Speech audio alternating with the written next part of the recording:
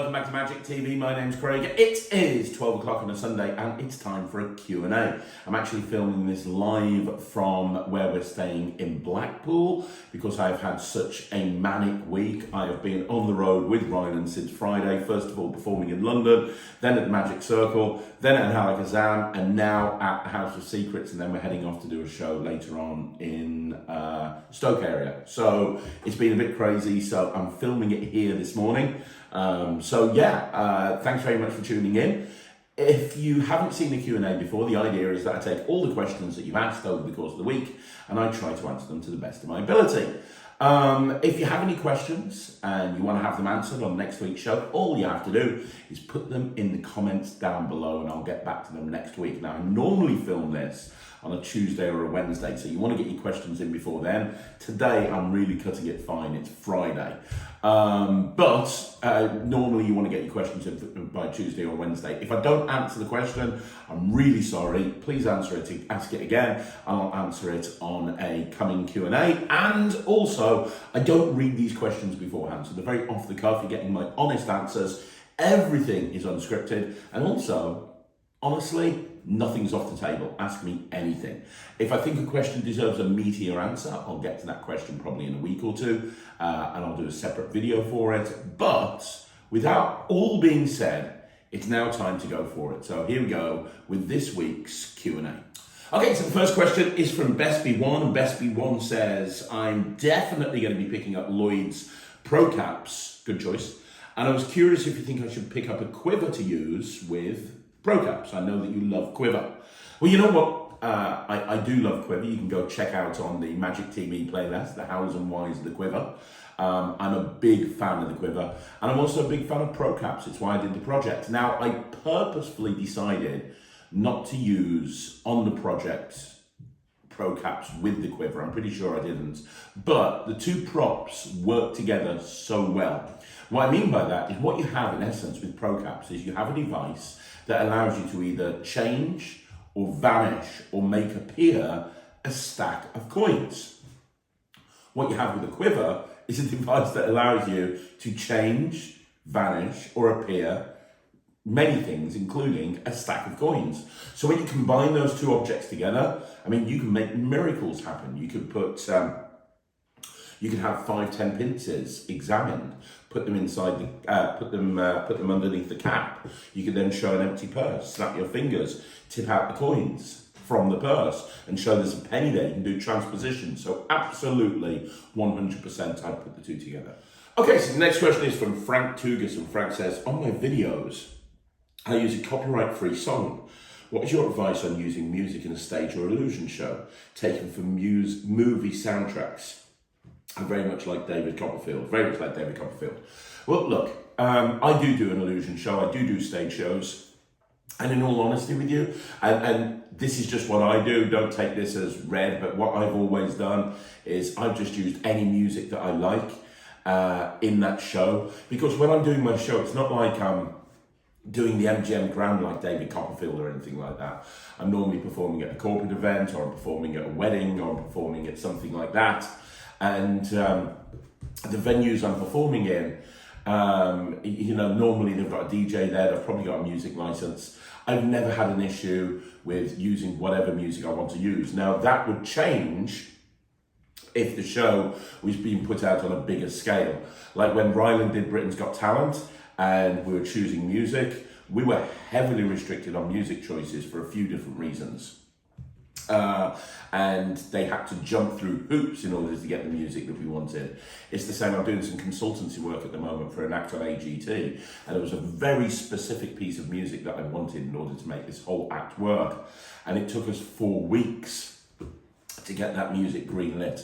So there's certain scenarios where it's going to be very, very difficult and you're going to have to jump through hoops. But normally if you're in that sort of situation, or if you're in that sort of scenario, you're going to have a team that are going to be there, that are going to be trying to help you organise that. That's at least what we had. But if you're going out just doing a corporate event or something like that, I don't think there's a problem. I've never had an issue with it in doing this show for like 15 years. So that's my opinion. I mean, I'm not saying that what I'm doing is 100% correct, but I've never had an issue. And lots of times I've gone into venues and they've asked me if I'm going to be using live music, and I've said yes, and I've filled all their forms in. Never had an issue at all. So that's what I do. But, I know there's a lot of people that do bigger shows than me. Maybe you want to ask them, but that, from my point of view, I just use the music that I think fits with the particular illusion or the particular trick that I'm doing. Okay, so the next question is from Chris Ash, and Chris says, great Q&A as always. Thank you, Chris. Question. Lloyd made reference to the plans for the podcast in Blackpool 2023, a little over 3 months to go. I know, it's super exciting. Will you be promoting Netrix? And then will there be a live VMC that week? Well, we're doing the podcast live, so that's definitely happening. We've been booked to do the Magic podcast live again, which will be on the Friday night. In terms of the Netrix, I only launched the Netrix about 4 months ago, as you know, and it's really blown up with no advertising. I've never done a single advert. We don't really market it at all in any way, shape or form, and it's gone really, really well. And I think that's because the members that have joined have been really happy with it, as you would know because you're a member, Chris. We are, exclusive news here, we are having a dealer stand for the Netrix at the Blackpool Magic Convention. I'm not going to be on it all the time because I'm going to be all over the place that weekend. I'm helping Blackpool with a bunch of stuff. Ryland's doing some things as well, so I'm not going to be on it the whole time, but I will be there on it. The person who's going to be manning it 24/7 is going to be Matt. So, although he's not a magician, he's a recognisable face with Magic TV, and he's also one of my top sales guys in my office. So, he kind of ticks all the boxes for somebody that you want to understand. He may not be able to do the magic, but he knows all about the Netrix, and he knows all about how good it is and what it does and so on and so forth. And I'll be on there demoing tricks as and when as well, and so will Ryland. So we're going to have a Magic TV stand. I've never even considered a special live VMC, but to be honest, I could probably make that happen. The VMCs, as you know, are probably normally only about an hour to an hour and a quarter, and I reckon I could get Russ Brown's House of Illusion for like an hour at some point over the weekend and just do that live VMC session there. So let me know, Netrix members, silver level Netrix members, do you like the idea of doing a live VMC? I could even stream it from Russ's as well, so that anybody who's not there can still access it. Live VMC members, do you think that's a good idea? Let me know in the comments down below. Okay, so the next question is from, what's that name? Flactoid1. Hi Craig, I have a weird question that you might not be able to answer because I know it's very secret. It has to do with Garrett's licensed trick at Magic Live. Now that some time has gone by since you've seen it, I'd love to hear more of your thoughts about it. Has it resonated with you? Do you find it hard to remember what happened? How exactly did you react? I've witnessed the effect a few times and I've developed a very deep obsession with it. It is extremely difficult to find anyone to talk about it with, since so few have actually seen it and remembered what happened, let alone finding information about it online. I'm really not looking for a specific answer. I just love hearing people talk about it. Thank you. Yeah, if you don't know what he's talking about, go back and watch the video on Magic TV that I did after going to Magic Live. Because while I was there, I saw Garrett Thomas, who in my opinion is one of the best magicians in the world, and he did a trick with a license, with a driver's license and a wallet. And I said at the time it's one of the greatest tricks I've ever seen, and it's weird because I can't explain exactly what happened. And I have to tell you, I stand by that. It's very, I'm not going to say impossible, but it's very difficult to recollect exactly what happened in the trick. Like, it's so weird. I don't know what happens when you're watching it, but something happens that kind of fries your brain. I think that's the only logical explanation. And I said afterwards in the video, can't really explain it. It's impossible to explain. Well, it's gone beyond that. I've tried several times to explain, to remember it exactly. I even sat down at one point and I said, right, I'm going to get a pen. What did you do? He had a wallet. Right, okay, I had a wallet. What did you do then? He did this. And then I got to a point very shortly after that where I couldn't really write anything down. I just remember it being one of the greatest tricks of all time, and Garrett only really does it one-on-one for people because he wants people to have that very, very special experience that very few people in the magic community have had. watching this incredible piece of magic. So I can't really say much more because I want to go and see Garrett again. I literally want to jump on a plane and fly over so I can see it again. You know, that's how I feel about it. If you're at a convention or if you're anywhere and you see Garrett Thomas, just beg him to show you this trick because you'll be in a very small, selective group of people who have seen it, but just don't expect to be able to tell people about it afterwards because it's going to be very hard to recollect what happened. Okay, so the next question is from Magic Human, and Magic Human says, who were your favourite acts at J-Day? Well, you know what? Everybody was fantastic. I loved going to J-Day, I really did. Wayne Fox and David Penn have such an amazing relationship with each other. They really do. Watching them, they just bounce off each other, and they were awesome. You know, they gave everyone a 52-to-1 deck, which I thought was a wonderful gesture. Really, really, really nice guys, and really care about the youth as well, and people coming up, which is great. In terms of the acts on the actual gala show, I thought the gala show was great. I've got a soft spot for Oliver Tabor. I think Oliver is incredible. I've talked about this before. I remember competing, the first time I met Oliver, we were competing against each other in a stage competition. And I remember standing in the wings, watching him, and just thinking, well, there's no way I'm going to win this one then. He's just a consummate professional, and his work with bubbles is brilliant. And the snowstorm that he explained in his lecture was just really nice. I don't know if you guys saw it, but it was wonderful. I was a big fan of Ed Hilsom. I thought Ed Hilsom's act was great, as was Harry De La Cruz. I've seen Harry perform that act before at the session, did it brilliantly. And I have to say, I think those guys are going to really do a great job when they take over the Young Magicians Club in 2023. If you didn't know, the Young Magicians Club is under new management after, I think, about 12 years. Kevin is stepping down, and Ed and Harry are taking over, and I think that the club is in safe hands, and I think that we're going to see a lot of changes, but I think they're going to be really positive changes. And I'm super excited about the future. Everybody did a great job. Ryland did a great job. Ryland was really sick. The night before the YMC, he was throwing up and he wasn't very well at all. And I went in the morning and he stayed in bed and he managed to get himself over there, but he hadn't eaten. So I was super impressed that he was even able to go on stage despite feeling as ill as he did. So I think that the whole convention was amazing, and I really hope to be involved in another one in the future.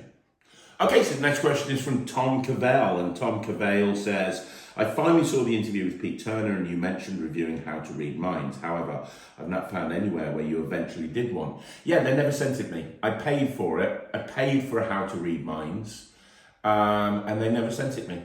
They never delivered. I've got all the proof, and Illusionist never sent me one. I've sent emails to their customer service and there's been no answer. They never sent me a How to Read Minds. I backed the Kickstarter, I paid my money, the proof is there, and I never, ever, ever received my How to Read Minds. So as far as I'm concerned, screw Illusionist. Okay, so the next question is from Jason Staples, and Jason says, hi Craig, is Matt going to the Magic Convention, Blackpool Magic Convention next year? Yes, he is. As I said earlier on, he is going to the Blackpool Magic Convention. He's going to be hanging out. He's going to be on the dealer stand for Magic TV. And also, I don't think I've mentioned this here. I think we mentioned it on the podcast, but I don't think we've mentioned it here. A big part of Magic TV is the Matt test, right? Where I show Matt a trick and he tells me what he thinks. And one of my best friends in the world is Lloyd Barnes, and on Lloyd's YouTube channel, one of his big features is Fooler, where he shows his wife Kaylee a trick and she rates what she thinks of the trick that has been shown. So what me and Lloyd are planning on doing at the Magic Podcast Live is doing a live Fooler stroke Matt test. So we're going to have Matt and Kaylee on stage with us at one point. We're going to invite 3 people from the audience to come up and show Matt and Kaylee a trick, and they're going to react to it and they're going to give their opinions. So we're going to have a live crossover Fooler Matt test at the Magic Podcast Live at the Blackpool Magic Convention, which should be a lot of fun. So there's a whole bunch of stuff that we've got planned at the Magic Podcast Live. It's going to be really good. We're actually going to be organised about this one, And I think it's going to be pretty epic with some of the stuff we've got planned. So yeah, short answer, Matt will be at Blackpool. Okay, so the next question is from Brian Binns, and Brian says, can't wait for the Mattumentary. Will you be teaching Matt the tricks on this channel, or will you be teaching him off camera? So great question. We're just trying to get together how the format of the Mattumentary is going to take place. We're kind of going through options, myself and Michael, who kind of takes the lead when it comes to this sort of stuff on Magic TV. We're kind of discussing exactly what we're going to do with it. But I think that there is going to be a lot of behind the scenes videoing. So in other words, you guys are going to see the lessons I have with Matt. So when I'm teaching him something, you're going to be in there, you're going to see parts of that. When you see him going and trying to do magic for people, you'll see parts of that. For me, the most exciting thing about the idea of this Mattumentary isn't turning Matt into a magician. It's the idea of showing how you can take somebody who's got experience as a performer, absolutely, but taking somebody who's got no experience in magic and teaching them how to go out and do their first gig. And I'm thinking, I do this big convention, kind of a convention. I do this big thing every year for the entertainers in my entertainment company where I book out a theatre, and all day there's sessions and there's live sessions and all the entertainers are there. And then in the evening, we do a big show and we invite some of my friends and some of the best acts in the country to come along to do a full theatre variety show, and all of the proceeds are given to the Birmingham Children's Hospital. Well, what I'm thinking is having Matt, the finale of the Mattumentary will be at this event, and I'm going to have Matt do like a 10 or a 15-minute spot on stage in front of 300 or 400 people. That's the plan that I've got in my head right now. But I'm open to ideas. If you think that it should be done a different way, please let me know, because we're in the planning stages right now. Okay, so the next question is from Brian Binns, and Brian said, last week you had a question about what to do. Last week you had a question about what do I do with a double backer that's red on one side and blue on the other. Instantly you performed a trick and suggested 2 others. How the hell can you remember all the tricks that you perform? Do you really remember them all, or do you have a routine set of tricks like the back of your hand at one time? Do you have a cheat sheet to help me remember them all? I find with me, it's like jokes. I know them when someone else tells them. I've heard them before, but when someone asks me to tell a joke, I can't remember them. It's a great question. It's a really good question, actually. I'll be honest with you, Brian, I just have a really good memory for magic tricks, like a really good memory. And I keep myself organised. I do keep myself organised, and as organised as somebody can do when they're totally not organised. But I do keep myself organised, and I keep lists and so on and so forth. But I've just got instant recollection of a lot of magic, and I think it's probably because I create a lot of magic. It's probably because I spend most of my time thinking about magic, which I do. I'm either thinking of magic or marketing, because those are my roles in this company. Magic and marketing, magic and marketing. And a lot of the time, if I'm sitting at my desk and I'm doing something, or I'm on a sales call, or I'm speaking to a client, or whatever it may be, I'll be there with a deck of cards or with a coin. I'll constantly be just messing around with stuff. And also, I'll constantly be, I'll just, when a trick pops into my head, so for the other day, I just thought about jazz aces, just randomly out of the blue. I was thinking about ace assemblies, and I thought about jazz aces. And I had a deck of cards, and I was sitting at my desk, and as I was talking, because I've got a headset thing, so I was at my desk, I just had my deck of cards, and I just ran through jazz aces. Just ran through the moves of jazz aces. So I don't know what it is, but I've got a very good recollection for tricks. I've had people come over to me and say, can you remember this trick from Attack of the Bag from 18 years ago? And I'm like, yeah, I can actually. And they've given me a bag and said, Garrett, can you perform it? I'm like, yeah, no problem. I don't know what it is. People have asked me for advice on this subject before, and I can't really give you much advice. And the reason I can't give you much advice is because I don't know how I do it. I've just got a very good recollection for tricks. can immediately sit here and think of a bunch of, just think of thousands of tricks. It's why when I go to gigs, I don't have a set repertoire. I genuinely don't. I've talked about this before, I have 4 or 5 close-up cases. Each one has got a completely different, eclectic mix of stuff in them. I just grab a close-up bag, normally at random. When I get to the gig, I open the close-up case, I look at what's in there, and I grab some stuff that I think I might like to do that day. I could go and do 20 close-up jobs in a row and never repeat the stuff that I do. And when I'm at a gig, I never do the same trick twice, or rarely do I do the same trick twice. When I'm at a gig and I'm performing, let's say I'm there for 2 hours, and I'm gonna do 40 performances throughout the 2 hours, and each performance is gonna have 2, maybe 3 tricks, I'll probably end up performing almost completely different tricks in each set. Not all the time, because you do a Rubik's Cube solve and somebody over there is going to say, hey, show me that Rubik's Cube trick. But generally, as a rule, I'm going to keep things completely different. Okay, so the next question is from Sam Fuller Magician, and Sam Fuller Magician says, on Procaps, do any of your routines need any further gaffs like shells or flippers? After all, you are the king of the flippers. No other gaffs at all.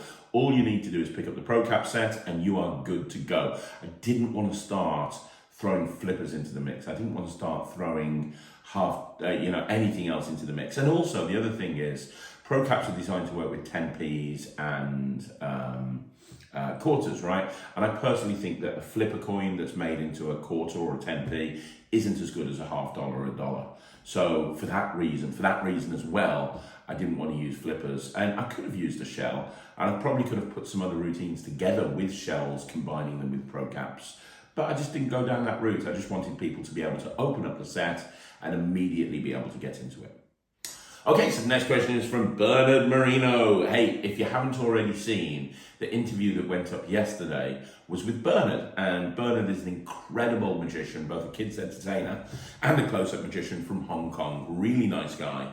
And a good friend as well. And I did an interview with him on this channel yesterday. So if you haven't seen it, go and check it out. And Bernard says, great Q&A as usual. Thank you very much.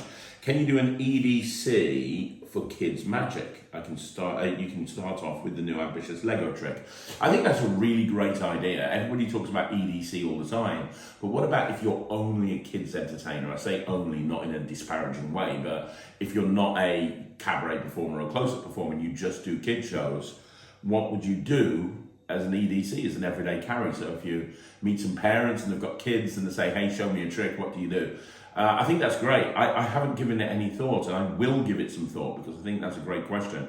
And also, I'll mention to you something that I mentioned to you the other day. I'm planning on doing a video soon, because I get so many people asking how you run a kids show, and I've done various different videos on this subject.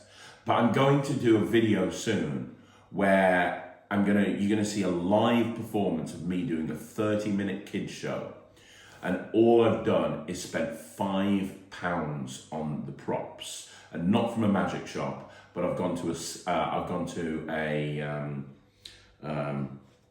stationery shop. So I've gone to a stationery shop, I've spent £5, and using that £5 worth of stuff that I bought from the stationery shop, I'm going to do a 30-minute kids show for a bunch of 5, 6, 7-year-olds. I think that would be a really fun video for people to see, about how you don't need big expensive props, but you can actually strip everything down and you can still make it entertaining. And I got inspired by Max Maven. If you remember Max Maven's Nothing from years ago, he put out through L&L Publishing, he put a DVD out called Nothing, where he literally put a show together using stuff that he got from the stationery shop, and he put a cabaret show together.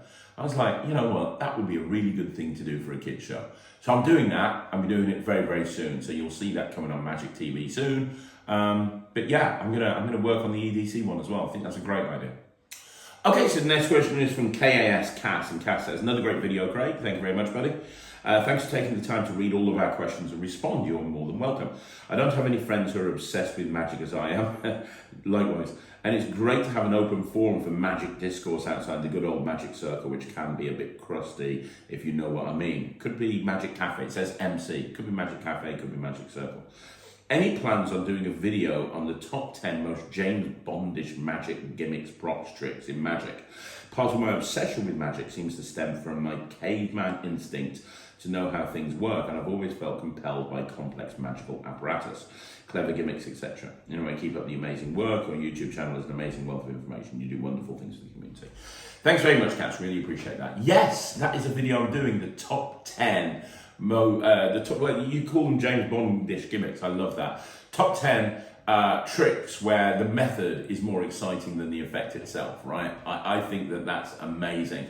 And I've started putting that together. That's going to be coming in a list form, and it's going to be coming very, very soon. It's something I'm really excited to be sharing with you, because I think I'm going to be talking about few tricks that potentially people don't know about. So yeah, look out for that. It is coming soon. So yeah, hopefully by the end of November it will hit Magic TV. Okay, so the next question is from Grok Magician, and Grok says, thanks for all the content you put on your channel. It's been a great learning experience for me. You're more than welcome. Most of the content of your Magic Live in card tricks and is card tricks and some coin tricks. Could you please do tricks that use everyday items such as flip palm? I did do flip palm on a Magic Live. Did. Yeah, I do stuff from quite often actually that's not card tricks and not coin tricks, but because there's a Magic Live every single day, there's only a finite amount of non-card tricks and non-coin tricks. I tend to find that there's a lot more card tricks and coin tricks, because don't forget, I've been doing Magic Lives now for probably 2 years. You know, you hear these magicians that do the 365 challenge, you know, I'm gonna post a video performance every single day for a year. Well, I've been doing that for well over 2 years now, every single day, with no crossover. I think a couple of times I've accidentally posted the same video, like twice, accidentally, because I forgot a year and a half ago I posted it. But generally, as a rule, I'm posting brand new performances of tricks that you either haven't seen before or tricks from years ago, whatever it may be, every single day for 2 years. I mean, that's mad, really, when you think about it. So, there's more card tricks and coin tricks than there are anything else, is the point I'm trying to make. But having said that, I will make an effort to try and put more Magic Lives up that are non-card tricks and non-coin tricks. So thanks very much for the feedback. Okay, so the next question is from James Hutchins, and James says, hi Craig, really appreciate your tutorial on the colour changing deck and all the double backers. You're more than welcome. My question this week is about multiple out tricks. They seem to have one really strong idea, but all the other outs don't always seem that strong. Are there any multiple out tricks you know where every multiple out is amazing without any weak ones?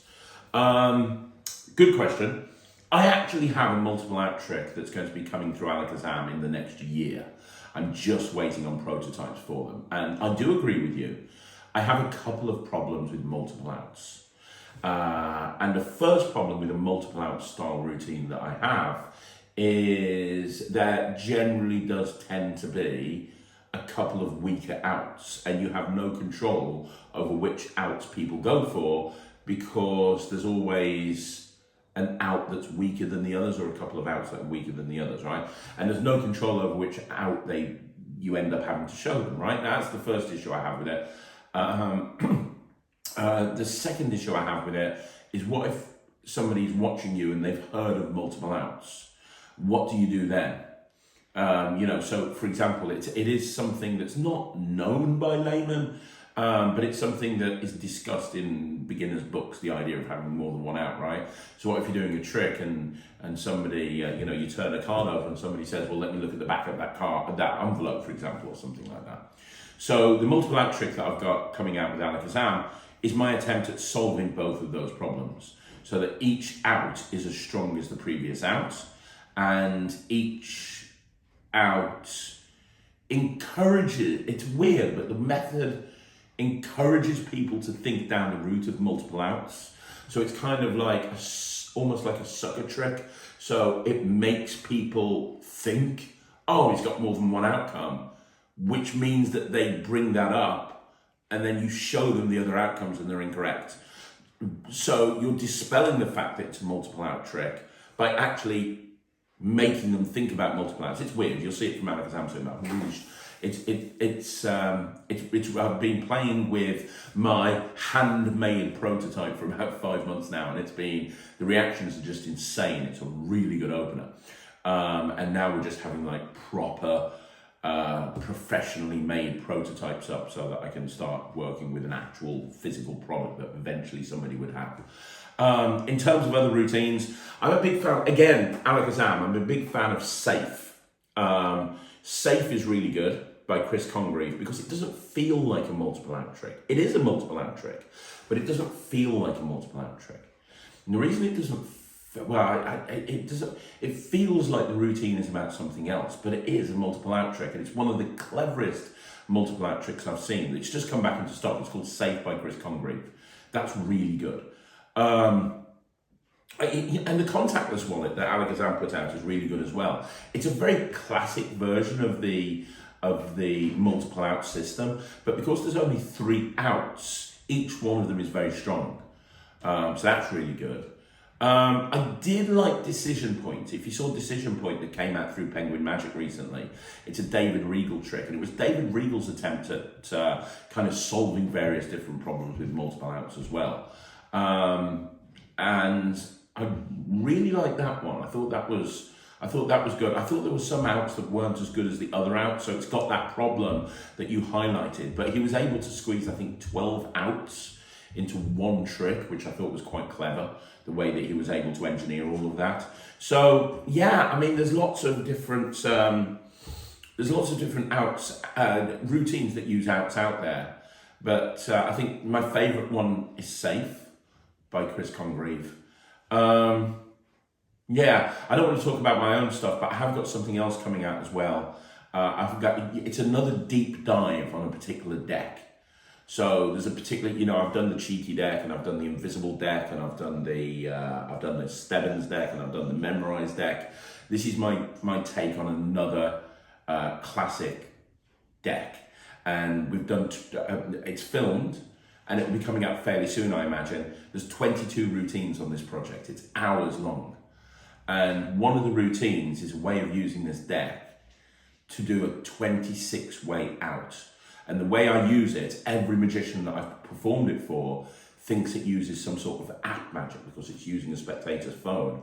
But it's not. There's no apps involved at all. But it allows you to do a 26-way out, which is insane when you think about it. So, yeah, that's that. So I don't want to tell you any more about that just now, but I'll keep you updated on Magic TV. But if you're looking for something right now, I'd say either Decision Point, Contactless, or Safe. Okay, so the next question is from Nevio D, or it could be Nevio Smiley Face. I never know that Nevio, sorry. Hey Brady, hey Nevio. I had a few table hopping gigs where they had those long rectangular festival benches. I don't know what they're called in English. Yeah, I know what you mean, those really long tables. Yeah, I totally get it. And they were arranged in long rows. That's really annoying because if you stand on one end, it's good for the people sitting there. And on the other end, good for the people sitting there, but you can't really do magic for the people sitting in the middle because they don't see it. What would you do in this situation? It very much depends on the length of these really long tables. So you are right, if you stand at one end, it's impossible for the people at the other end to see. Now, if you've got one of those and it's set up for about 10 people, so you've got like 2, 2, 2, 2, 1, 1, I can project that to the whole table. That's not a problem. Absolutely not a problem. I can do the 10 here, perfect. So I can stand at one end and I can perform to the whole table. If it's 15 or 20, I'm not going to be able to do that. So what I'm going to have to do in that situation is I'll walk over to the whole table, I'll make a big announcement and say, hey guys, my name's Craig, I'm the magician. It's my job to come around and do magic for you. You guys over there aren't going to be able to see me, so I'm going to do some magic down this end, then I'm going to go over to the other end. Okay, I'll see you guys in a bit. And then I'll perform one set there, then I'll go to the other end of the table and I'll perform the other set at the other end of the table. Now, and I've been in several situations when they're even longer than that, and there's like 30 or 40 people, what I'll do is I won't make the announcement to the table because they're just not going to be able to hear me.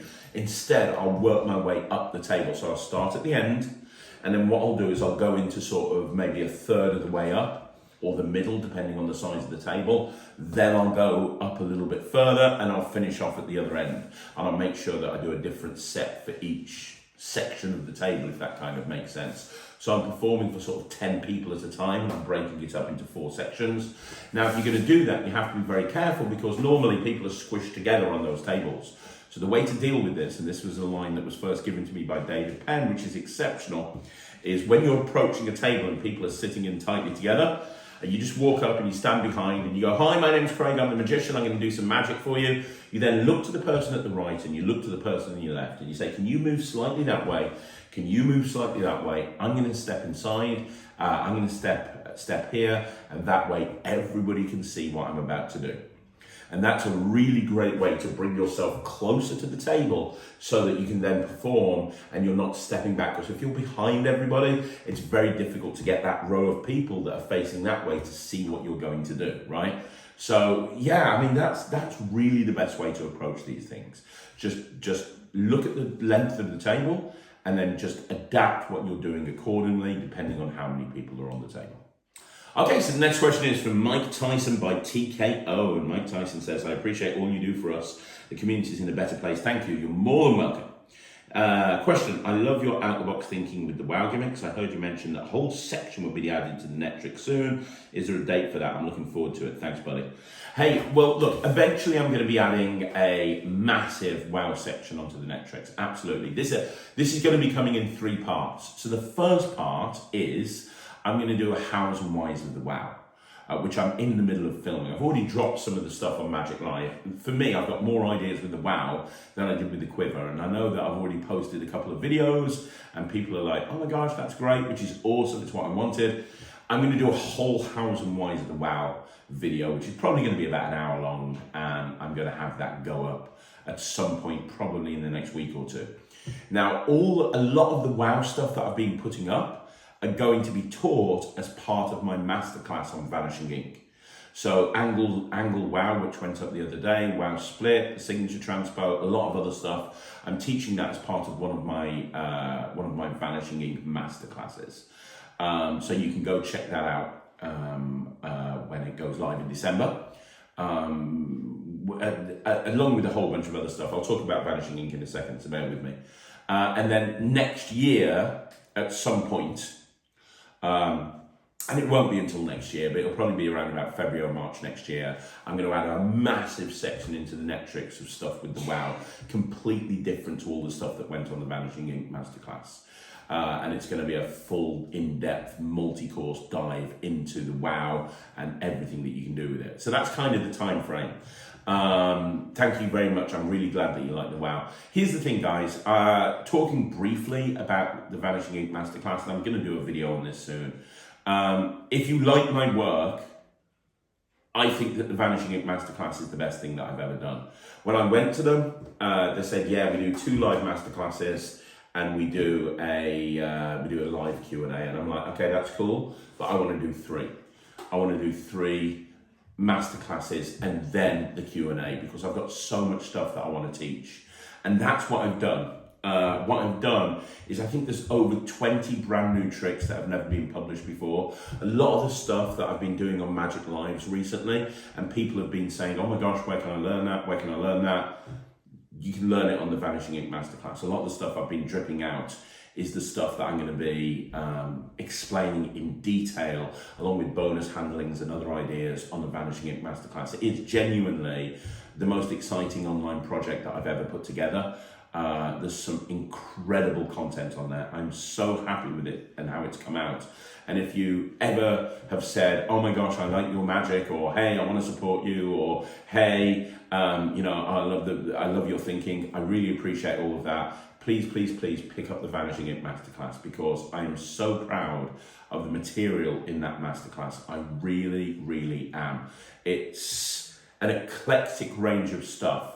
And for the first time ever, I'm sharing my lottery prediction, which is when I showed it to the guys at Vanishing Ink and I performed it for them, they were completely fooled, like just completely and totally fooled. There's some very knowledgeable guys there.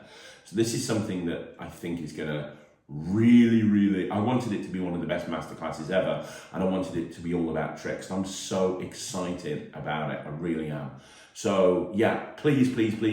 I don't normally say buy my stuff. That's not something about what I do. My attitude is, if you like what I do, get it. If you don't, that's not a problem. It's not for everybody. I know that as a magic reviewer. But I'm so proud of the stuff that's going on the Vanishing Ink Masterclass. So if you really like my material, please go and pick it up. I'd really appreciate it. There is a ton of magic. Okay, so the next question is from MCK Studios. And MCK Studios says, hey Craig, what are your thoughts on Dominik Mysterio's heel run? This is a wrestling question, so feel free to skip if you don't like wrestling. I'll answer it as succinctly as possible. I've seen a lot of people say they don't like Dominik, they don't like his ring style. I love Dominik Mysterio. I think he's doing a really good job as a young guy. And, a lot of people are saying he shouldn't have been thrust into the spotlight. He shouldn't have been, he should have gone to the Indies or he should have gone to, somewhere else. I think he's doing an incredible job. And, I remember him as a kid trying to push Eddie Guerrero off the ladder back in the day. And, to see that he's become a wrestler and not just a wrestler, but I think he's technically very good. Is he green? Yes. Is he going to get better with experience? Yes. Wrestling's like magic. The more you do something, the better you get at it. The more you do something, the better you get at it. And it's exactly the same with this scenario. The more you do something, the better you get at it. And Dominik Mysterio is just going to get better over time. I think the best thing they could have done at this stage in his career is turn him heel. I think that they're playing the long game on the angle. And, they've just sent Rey Mysterio over to SmackDown. They're trying to keep them separate. I fully believe that Dominik versus Rey is going to be the sleeper hit of WrestleMania. I know that this is leading to a WrestleMania match, and I know that this is going to be the sleeper hit. It really is. I expect emotion, and I think that Rey is close to retirement, and I think that he's going to want to give his son a huge launch pad. And the way he's going to do that is by giving him one of the best matches in WrestleMania's ever seen. I think that's what's going to happen. So I'm very excited about the heel turn. I'm very excited that he's aligned himself with a group. I think that's important. I think that he needs people around him at the moment as he develops and becomes a better in-ring general. But he's doing good. He's doing good. What do I think of his heel turn? I'm a fan. Okay, so the next question is from Bespy1, and Bespy1 says, love the tattoos, noticed the breakaway one recently and think it's brilliant, thank you. Would you tell us about your tattoos and any particular way you use them for magic? As a non-tattoo person who's been considering a tattoo, not going to lie, I may steal your wand. I'd love to know more. Thanks, huge fan. Visible changed the way I look at and perform magic. Many thanks. Oh, cheers, man. That means a lot. I did a video actually about 2 years ago on this channel all about my tattoos and what they do and what they're for. Most of them have a personal meaning, but they're also used for a magic trick. Pretty much everything is used for a magic trick. The lead assistant in my illusion show, Kat, also runs an incredible tattoo company called Catapult Inc. So I have a lot of time on the road with Kat, and she plans out all of my tattoos for me based on what I'm looking for. I'm not going to go through them all now. You can go and look at that video. I will at some point do an updated video because I've added a lot of tattoos since then. But I'm going to finish this arm first and finish the back of the neck, and then I'll probably do it. But this is a multiple card revelation that's used at the end of a multiple card find. It's also my kid's date of birth. Ryan was born on the 12th of November. Thea was born on the 5th of March. This is for the Bond Lee tic-tac-toe trick.